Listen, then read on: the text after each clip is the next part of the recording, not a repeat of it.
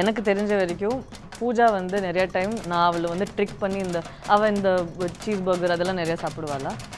அவளுக்கு எப்பவுமே ஒரு காம்ப்ளெக்ஸ் இருக்கும், பல்லவி என்னை விட வெள்ளையாக இருக்கா அப்படின்ட்டு ஒரு ஃபீலிங். எப்பவுமே கண்ணாடி முன்னாடி 2 பேருமே நின்றுட்டுருக்கோன்னா அவள் இப்படியே என்ன பாப்பா அவளை பாப்பா இப்படியே பண்ணுவாளா. நான் அதை நிறைய டைம் நோட்டீஸ் பண்ணியிருக்கேன்.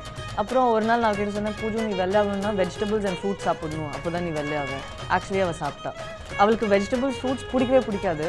ஆனாலும் அவளுக்கு பிடிக்காதது ஒன்று வந்து அவள் சாப்பிட்டா ஏன்னா அவள் வெள்ளையாகணுங்கிறதுக்காக. அப்போ நான் அன்றைக்கி ஒரு மாதிரி ஆயிடுச்சு எனக்கு.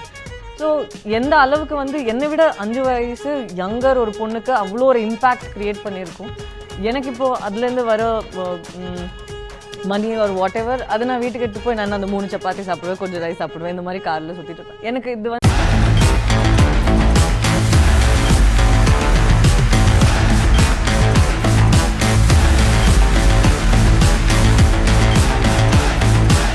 கிராண்ட் ராயல் டூர்ஸோட பயணம் பண்ணுங்க.